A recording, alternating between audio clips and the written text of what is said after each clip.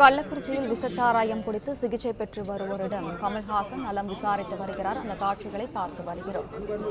கள்ளக்குறிச்சி அரசு மருத்துவக் கல்லூரி மருத்துவமனையில் அனுமதிக்கப்பட்டவர்களிடம் நலம் விசாரித்து வருகிறார் கமல்ஹாசன். அந்த காட்சிகளை நாம் பார்த்து வருகிறோம்.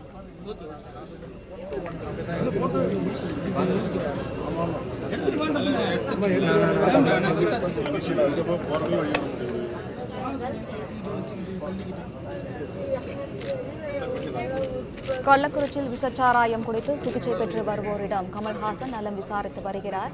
இது குறித்தான முழு விவரங்களுடன் இணைகிறார் செய்தியாளர் சரவணகுமார். சரவணகுமார், வணக்கம். விவரங்கள் பதிவு பண்ணலாம். கள்ளக்குறிச்சியில் விஷச்சாராயம் அருந்தி 56 பேர் உயிரிழந்த நிலையில் தொடர்ந்து இங்க ஒரு 100க்கும் மேற்பட்டோருக்கு சிகிச்சை மேற்கொள்ளப்பட்டு வருகிறது. சேலம், கள்ளக்குறிச்சி மருத்துவக் கல்லூரி மருத்துவமனை, அதே போன்று ஜிப்மர் மருத்துவமனையிலும் விழுப்புரம் மருத்துவமனையிலும் அனுமதிக்கப்பட்டிருக்கிறார்கள். இதுல கள்ளக்குறிச்சி மருத்துவக் கல்லூரி மருத்துவமனையில் அனுமதிக்கப்பட்டிருப்பவர்களை அரசியல் கட்சியை சேர்ந்த பலரும் தொடர்ந்து நேரில் சந்தித்து அதில் அவருடைய குடும்பத்தினருக்கும் அவர்களுக்கும் அந்த பாதிக்கப்பட்டவர்களுக்கும் ஆறுதல் தெரிவித்து வருகின்றனர்.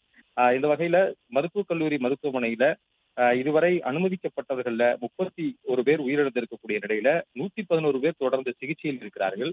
அந்த சிகிச்சையில் இருப்பவர்களிடம் நேரில் சந்தித்து அவருக்கும் அவருடைய குடும்பத்தினருக்கும் ஆறுதல் தெரிவிப்பதற்காக மக்கள் நீதி மையத்தினுடைய தலைவர் கமலஹாசன் தற்பொழுது வந்திருக்கிறார். அவர்களுக்கு அளிக்கப்படக்கூடிய சிகிச்சை முறைகள், குறிப்பாக இந்த அதிதீவிர சிகிச்சை பிரிவில் இருப்பவர்களை நேரடியாக சந்தித்து அவர்களிடம் விசாரிக்க முடியாது.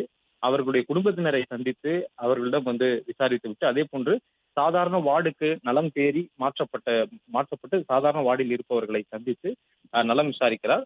தொடர்ந்து உயிரிழந்தவர்களுடைய குடும்பத்தினரை சந்திப்பதற்கும் திட்டம் இருப்பதாக கூறப்படுகிறது.